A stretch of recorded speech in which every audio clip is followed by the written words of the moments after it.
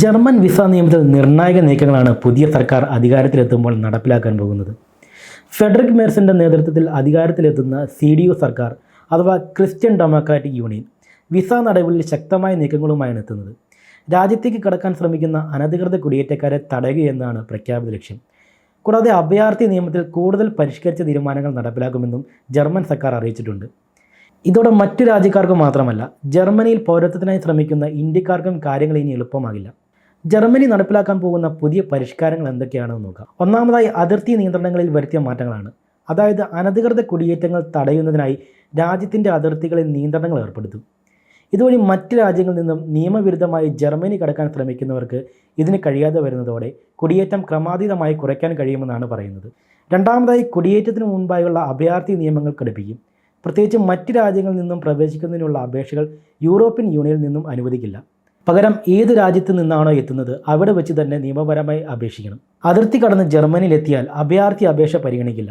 മറിച്ച് അനധികൃത കുടിയേറ്റക്കാരായി ആയിരിക്കും ഇത്തരക്കാരെ പരിഗണിക്കുക.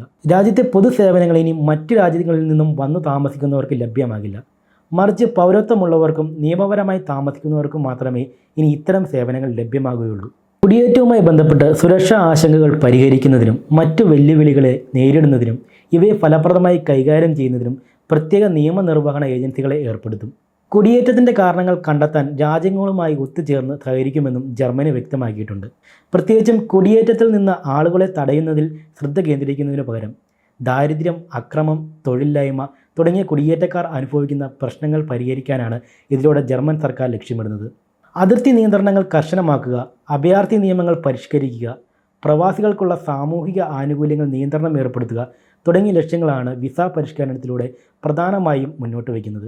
CDU സർക്കാരിന് എത്രകാലം സഖ്യമായി പിടിച്ചു നിൽക്കാൻ കഴിയുമെന്നതിനെ ചുറ്റിപ്പറ്റി പോളിസിയുടെ ഭാവി കണക്കാക്കാം എന്നാണ് നിരീക്ഷകർ വിലയിരുത്തുന്നത്.